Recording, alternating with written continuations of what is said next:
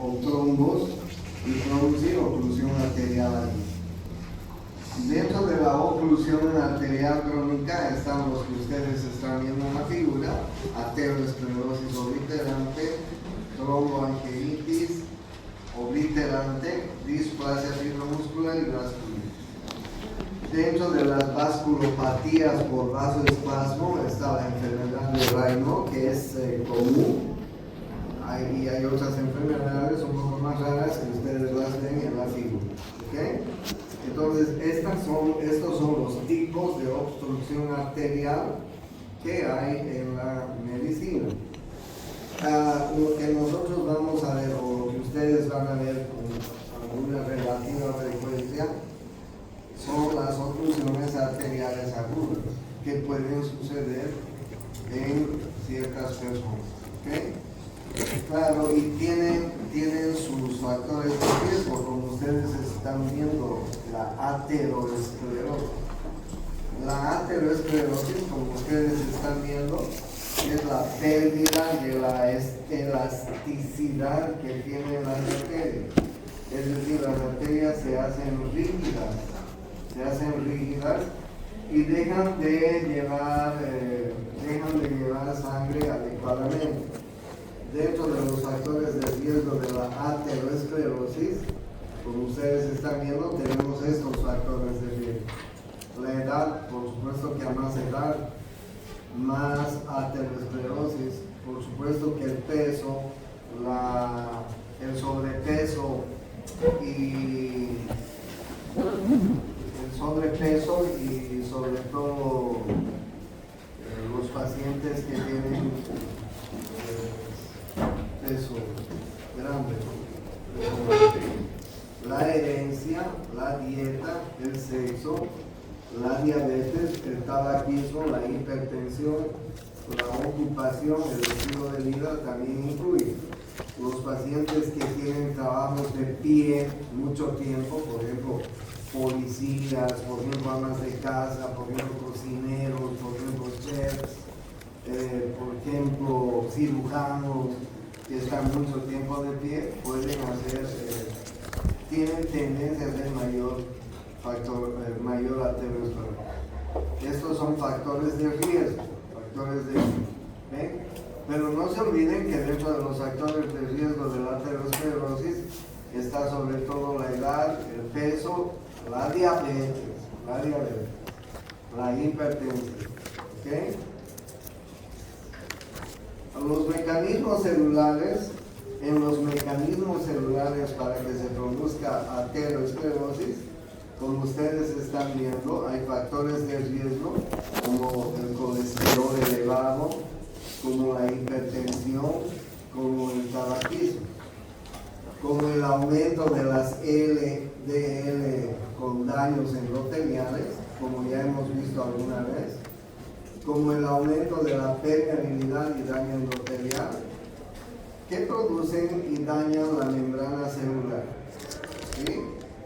Entonces, estos son los mecanismos celulares que van a producir aterosclerosis. Y son causas de desarrollo de las aterosclerosis. Como ustedes saben, y varias, en algún par de clases hemos visto el aumento de colesterol, el aumento de lipoproteínas, sobre todo las lipoproteínas de baja densidad y de muy baja densidad, pueden ser las causantes de producir estas aterosclerosis, formación de ateromas en los vasos. Y además, como ustedes están viendo, estos ateromas en algún momento pueden desgarrarse, pueden romperse, pueden producir trombos, como ustedes están viendo, obstruir los vasos sanguíneos o ir a otros vasos y obstruir otros vasos. ¿Sí? Entonces ustedes ya saben cómo es el desarrollo de una placa de ateroma, que es la que produce aterosclerosis. Los efectos clínicos y patológicos, bueno, algunas arterias, como ustedes están viendo, son más propensas a sufrir estas enfermedades. La aorta abdominal terminal, porque las ilíacas a nivel de su bifurcación, la aorta abdominal a nivel de su bifurcación, las ilíacas, la ilíaca común a nivel de su bifurcación. No se olviden que la ilíaca común se divide en ilíaca interna y en ilíaca externa a nivel de su bifurcación.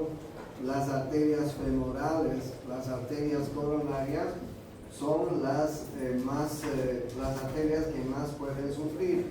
Acuérdense del Dr. House. El Dr. House tuvo un problema obstructivo arterial, por eso es que claudicaba al caminar. Bueno, ¿cuáles son los efectos entonces de esta aterosclerosis? Como ustedes están viendo, los efectos con el tiempo van a ser isquemia, gangrena en miembros inferiores, puede producir aneurismas, sobre todo a nivel de la aorta abdominal, que son importantes, que en algún momento incluso pueden romperse. A nivel de las femorales, pues van a producir claudicación intermitente y gangrena, ¿no?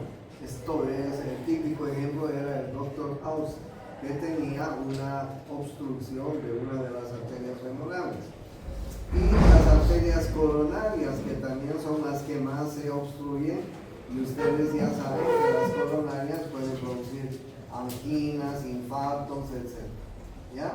Entonces fíjense cuáles son las arterias que más sufren con la aterosclerosis, con la formación de ateromas y la consecuente obstrucción y efectos que pueden producir, que ustedes están viendo en esta figura.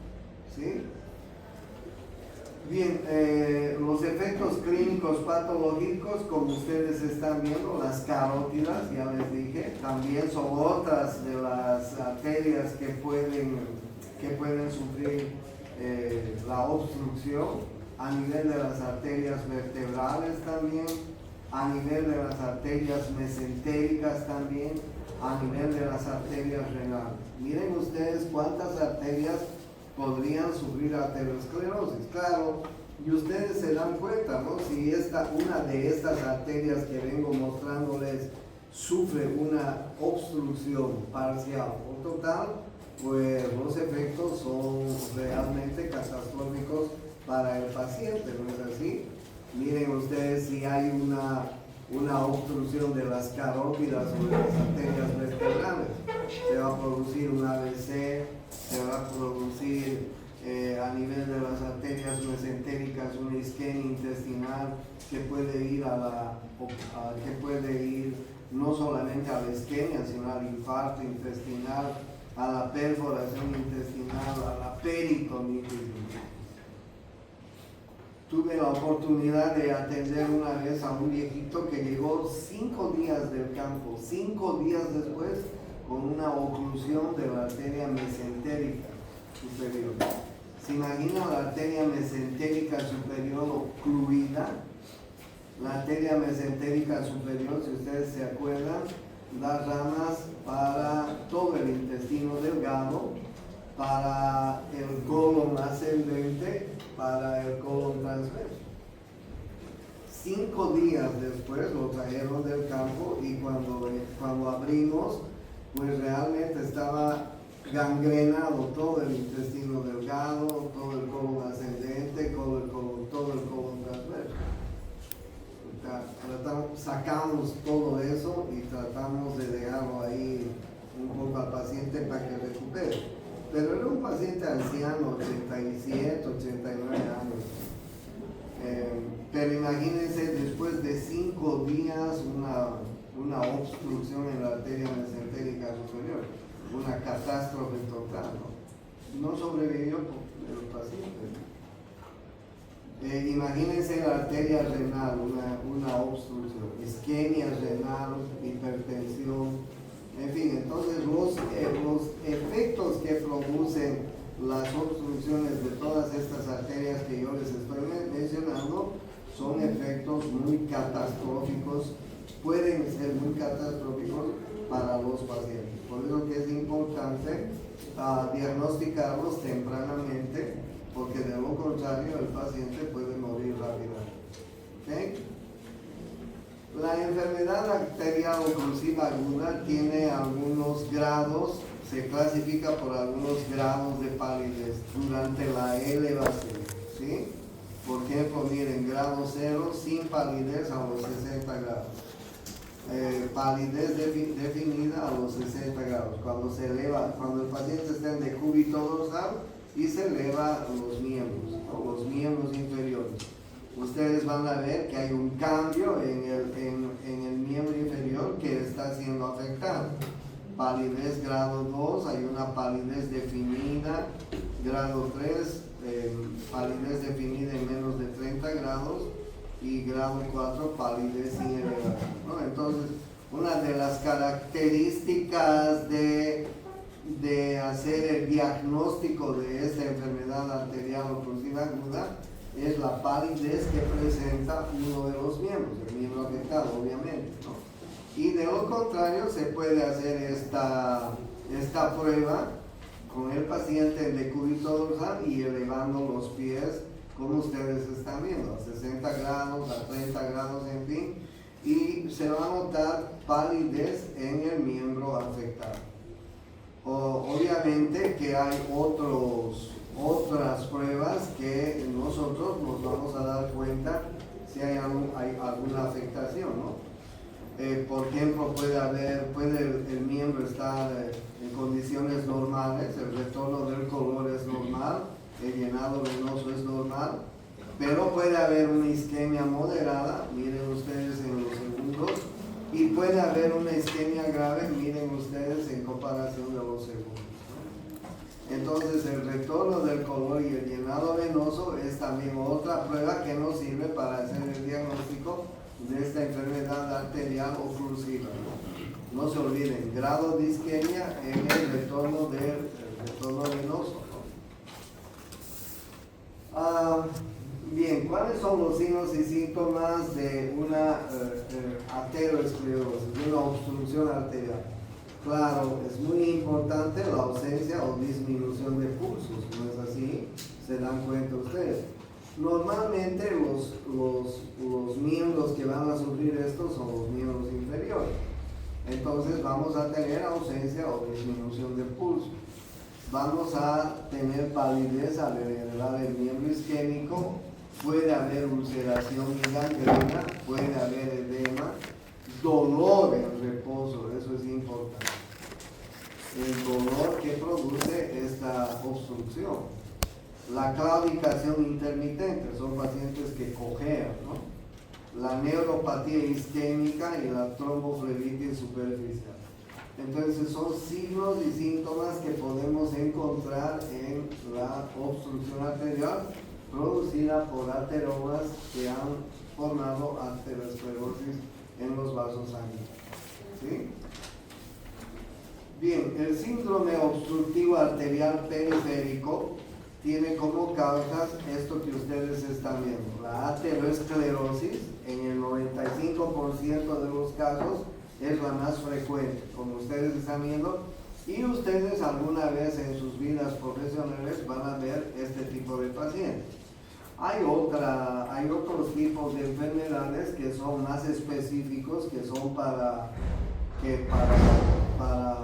derivarlos a los especialistas en cirugía vascular, que ustedes pueden ver que también producen síndrome obstructivo arterial periférico. Pero no se olviden que la aterosclerosis es en el 95% de los casos. Como ustedes están viendo, hay otras enfermedades, la tromboangeitis obliterante, la arteritis inespecífica, colagenosis, como en el lupus, en el escleroderma, en la panarteritis nodosa, y ahí ven ustedes otras enfermedades, ¿no? Que son más específicas y más de especialidad. Pero un médico general puede llegar a descubrir una aterosclerosis, porque ustedes van a ver muchos pacientes gordos, diabéticos, hipertensos, obesos, diabéticos e hipertensos. Y esos son los que hacen las obstrucciones. Entonces, en la fisiopatología, la arteriosclerosis produce una oclusión arterial. Dependiendo de la oclusión, puede ser parcial o total. va a producirse ausencia de pulso, isquemia, va a afectar a los músculos, a la piel, va a haber dolor, el paciente tiene dolor porque no hay una buena circulación sanguínea, va a haber claudicación intermitente, el paciente cojea y puede haber atrofia, necrosis, fibrosis, ¿ok? Porque son pacientes que no vienen en ese momento, son pacientes que vienen con sus obstrucciones parciales, pues crónicas, ¿no? Y cuando llegan ya son pacientes que tienen problemas en el pulso, en fin, como ustedes están viendo, y sufrimiento en músculos, piel y dolor. Si es una águla, claro, el paciente va a venir inmediatamente porque va a tener dolor inmediato, ¿no? Entonces, bien, miren ustedes los signos y síntomas de la obstrucción arterial por aterosclerosis. Hay 5 P's: padecimiento, dolor, palidez, parestesia, pérdida de pulso y a veces hasta parálisis.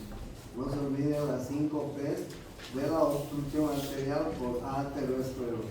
¿Okay? Padecimiento, es decir, dolor en el paciente, palidez, dolor y además claudicación, ¿no? El paciente cojea, palidez, parestesia, pérdida de pulso y parálisis. Estos son los signos y síntomas de la obstrucción arterial. Bueno, la enfermedad de Raynaud es una enfermedad que se produce por arterioespasmo.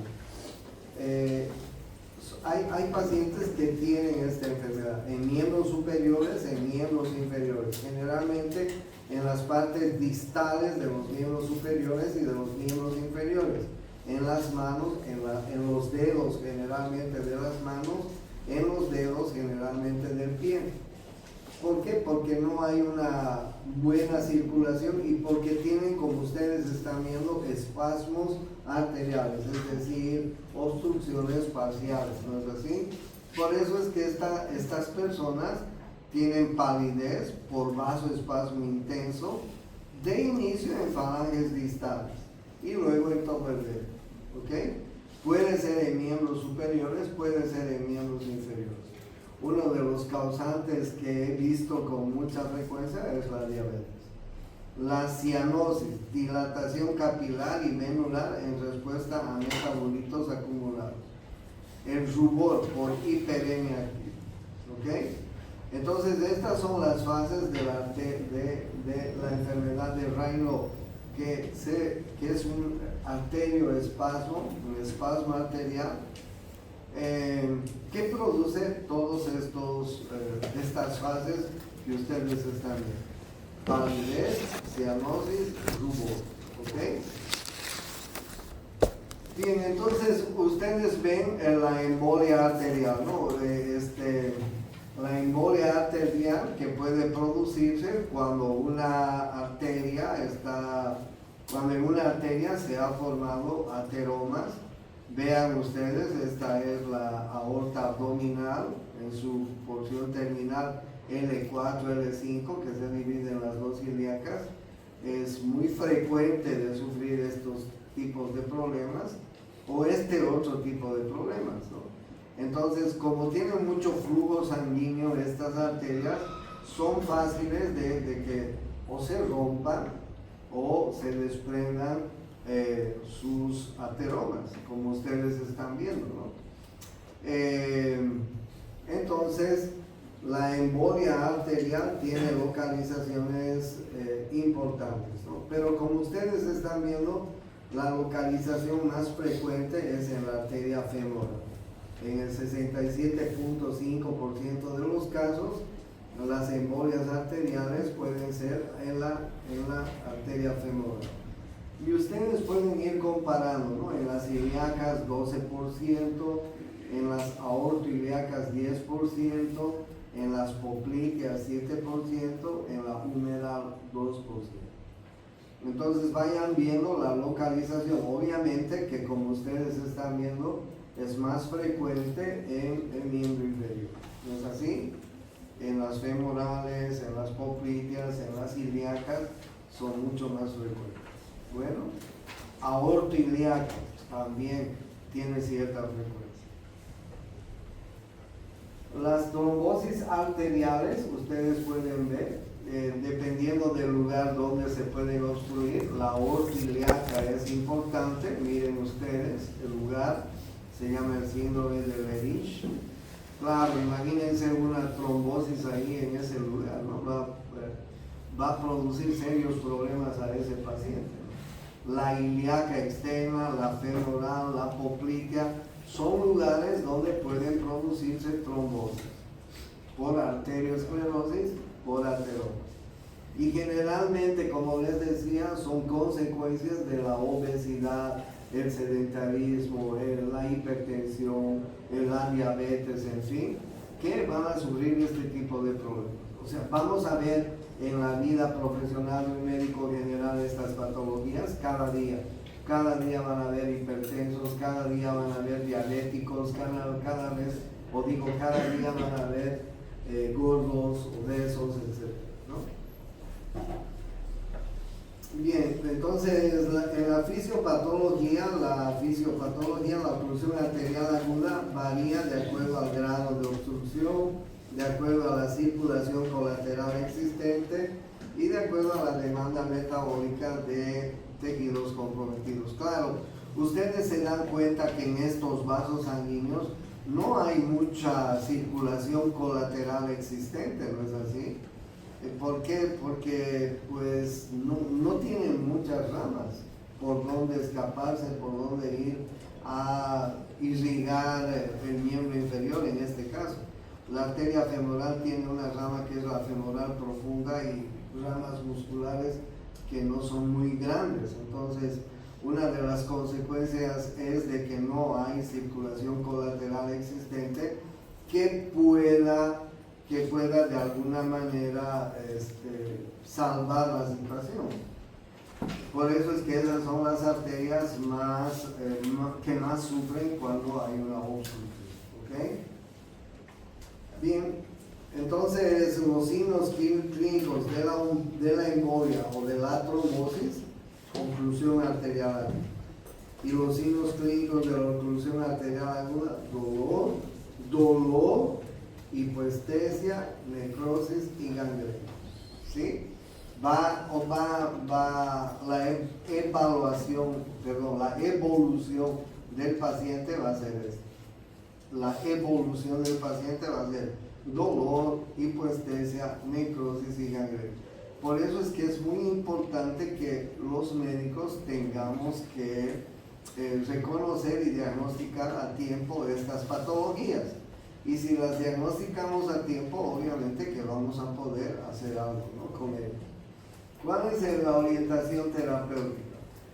Pues si es un trauma, protección antitrauma, y si ya está establecido el ateroma, la arteriosclerosis, hay que evitar que los pacientes se golpeen, se lastimen, tengan trauma.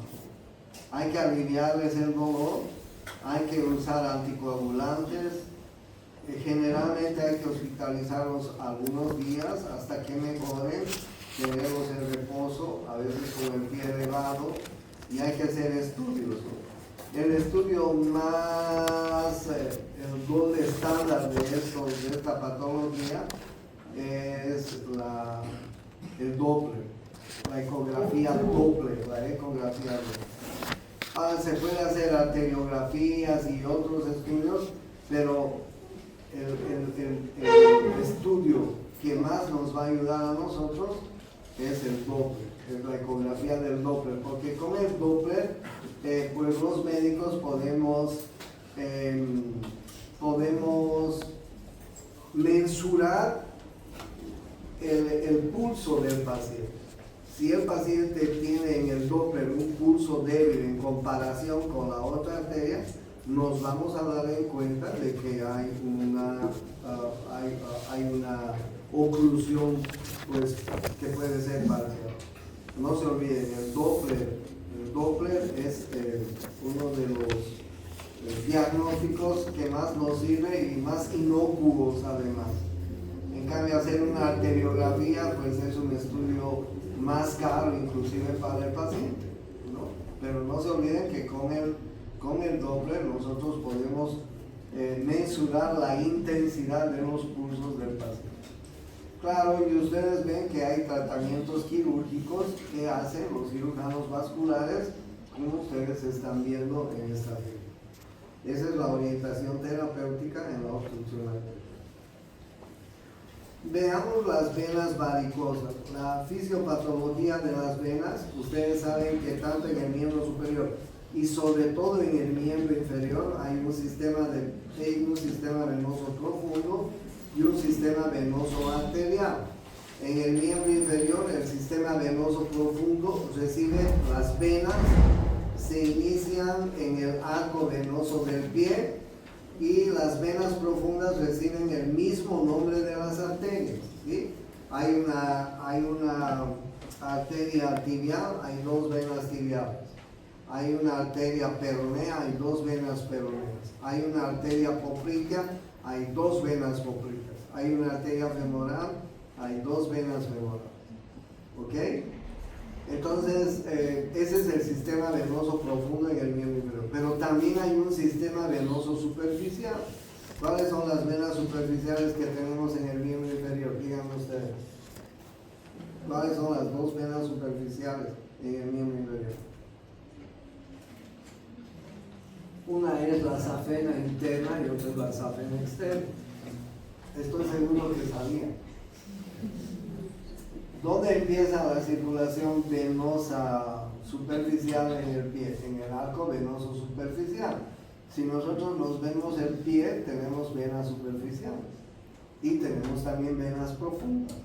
Las venas profundas siguen el mismo nombre de las arterias, acompañan a las arterias, son profundas. Y las venas superficiales son dos. En la parte interna tenemos la safena interna, y en la parte externa la safena externa. La safena interna recorre toda la parte interna de la pierna, del muslo y desemboca en la femoral. Y la safena externa recorre la parte externa de la pierna y desemboca en la poplítea. O sea, ambas safenas desembocan, ambas venas superficiales desembocan en el sistema venoso profundo. Eso es lo que hay que tomar en cuenta cuando hablamos del sistema venoso superficial. Estas venas superficiales en el miembro inferior tienen válvulas que ayudan a empujar la sangre hacia arriba. Las venas superficiales, la safena interna y la safena externa, tienen válvulas que ayudan a empujar. Pero algunas veces, ante ciertas circunstancias, esas válvulas se hacen incompetentes, como ustedes están viendo. Es decir, se lesionan, dejan de servir. ¿En qué circunstancias? Cuando no hay una buena circulación sanguínea hacia arriba. Imagínense una embarazada en su 8º mes, en su 9º mes. Generalmente las mujeres sufren este problema cuando están en los últimos meses de embarazo. O un gordo que tenga una panzanga muy grandota también va a tener sufrimiento de irrigación, de retorno venoso, ¿no? Y además hay otras patologías que van a ser las encargadas de lesionar las válvulas de las venas superficiales. Entonces, si se lesionan las válvulas, pues va a aumentar la presión hidrostática de esas columnas sanguíneas, va a haber reflujo sanguíneo por válvulas incompetentes, ¿sí? Y va a haber detención de flujo retrógrado y dilatación venosa. Por eso es que si usted cuando vemos una varice, es generalmente una formación o de la safena interna o de la safena externa. Y esta varice es una dilatación venosa que ha perdido la capacidad de sus válvulas, que es tortuosa, a veces inflama, duele a las personas que tienen varices. ¿Es así? Entonces, bien, cuando encontramos esas venas varicosas en los pacientes, tenemos algunas recomendaciones terapéuticas que nosotros podemos utilizar. Por ejemplo, el vendaje o medias elásticas es muy importante. la elevación de las extremidades cuando estas personas están en reposo, cuando duermen. Es bueno que eleven la parte de los pies, de sus catres, que les pongan 2 ladrillos y que los pongan en posición de Trendelenburg. Evitar la obstrucción venosa con ropa preta, ligaduras o bandas constrictivas en safenas. Bueno, y la safenectomía, ¿no? Antes se hacía la safenectomía, que era muy cruenta, pero ahora se hace la safenectomía por láser y eso se ha vuelto muy fácil de operar. Antes era muy difícil, pero ahora se ha hecho muy fácil, ¿ok? Se pueden colocar inyecciones esclerosantes en el lugar donde hay varices, y si aparece alguna úlcera, pues hay que curar la úlcera, ¿no? Con diferentes productos que utilizamos los médicos, ¿ya? Bueno, entonces esa es la orientación terapéutica en una vena varicosa. ¿Hay venas varicosas en el miembro superior? Pues no, casi que no, ¿no? Las venas varicosas generalmente son en las venas superficiales del miembro inferior. Y estas venas superficiales pueden producir tromboflebitis, ¿no es así? La tromboflebitis es cuando estos troncos venosos se inflaman. Estos troncos venosos están con espasmo, con edema, tienen una congestión venosa, como ustedes están viendo. Hay una hipertensión venosa distal, hay una falla del aporte sanguíneo arterial. Los pacientes tienen en el lugar donde tienen este problema cianosis, ingurgitación venosa, y tienen una alteración que se llama la flegmasia doble. La varice está muy dilatada, el lugar está muy edematizado, muy doloroso, etc. Y es fácil de localizar una tromboflebitis, ¿no? Es frecuente en un paciente que tiene una vena varicosa. Es muy frecuente la tromboflebitis. ¿Cuál es la causa? Generalmente el trauma, ¿no? Se golpean, se hacen alguna avería y a continuación se inflaman esas venas varicosas, se produce tromboflebitis, ¿ok? Y las tromboflebitis son dolorosas. ¿Cuál es el peligro de una tromboflebitis? El peligro es que se desprenda algún trombo o algún émbolo, ¿no? Y si se desprende algún trombo o émbolo que se acumulan en esas venas, ¿dónde van a ir a dar? Van a ir a dar o al corazón, o al pulmón, o al cerebro. ¿Se imaginan? Y se puede producir una catástrofe en ese paciente, porque estos trombos de las flebitis van a ir a localizarse luego a nivel de los pulmones, a nivel del corazón, a nivel del cerebro. ¿Ya? Bien, ¿cuáles son los factores de riesgo en las trombosis venosas? Anticonceptivos orales, si se ha determinado que las mujeres que toman anticonceptivos orales tienen que tener cuidado porque pueden hacer trombosis y tromboflebitis, ¿okay? Si ustedes toman, tienen que tener siempre ese cuidado. Cáncer, operaciones en cadera o pelvis, policitemias, obesidad, venas varicosas, en las mujeres embarazadas, en el parto, inmovilidad también cuando hay pacientes que están mucho tiempo en la cama por alguna patología, y finalmente en los viejos, ¿no?, que tienen trombosis venosa profunda previamente. Entonces esos son los factores de riesgo para que se produzcan trombosis venosas. La trombosis venosa entonces se produce por una éstasis, una hipercoagulabilidad, una lesión del endotelio que va a producir un trombo, una trombosis venosa. ¿Okay? No se olviden cuáles son los factores venosos, los factores de riesgo de la trombosis venosa. No se olviden los factores de riesgo. ¿Okay? Y la fisiopatología es esta en la trombosis venosa. Entonces, el reposo en cama en pacientes que están mucho tiempo en reposo. Por eso es que hoy día si un viejo se fractura, por ejemplo, la cadera, se fractura algún hueso en el miembro inferior, lo que hacemos los médicos es tratarlo de levantar lo más pronto posible. Si una persona tiene una cirugía grande, lo que hacemos los cirujanos es tratarlo de levantar lo más pronto posible, porque el problema de tenerlo mucho tiempo en cama es las trombosis. Y las trombosis pues pueden producir trombos, émbolos, etc. Entonces el reposo prolongado en cama es importante. El reposo prolongado de miembros inferiores, la compresión venosa, pues la anestesia puede producir. Posición de dependencia de miembros inferiores, falla cardíaca congestiva. Claro, imagínense una mujer en las últimas semanas de su embarazo que tenga que estar mucho tiempo caminando, mucho tiempo de pie, o un obeso, o un diabético, o un hipertenso que tenga que tener una posición de dependencia de los miembros inferiores, puede hacer una trombosis venosa y éstasis venosa. ¿Okay? En la trombosis venosa hay una lesión endotelial. Hay venas varicosas, hay una tromboflebitis previa, hay un trauma venoso, hay una inflamación alrededor de la vena varicosa, de la tromboflebitis. ¿Okay? Y esto va a producir una lesión endotelial.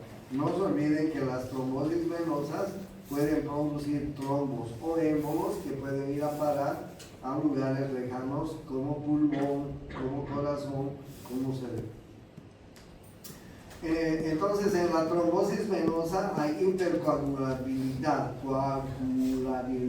Las causas son, como ustedes están viendo, muchas de las causas, cirugías, partos, lesiones, hiperviscosidad, etc.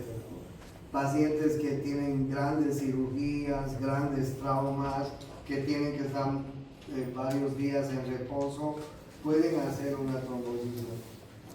Otras enfermedades, los anticonceptivos orales,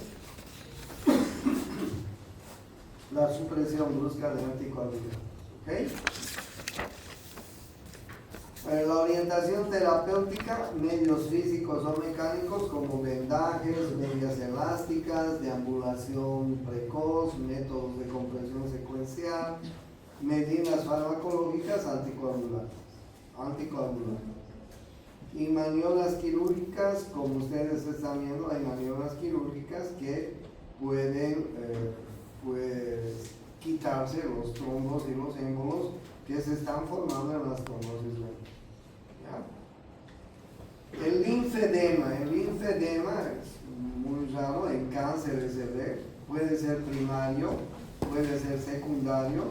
El primario puede ser congénito, precoz y tardío. No, nunca he visto un linfedema congénito, la verdad es que.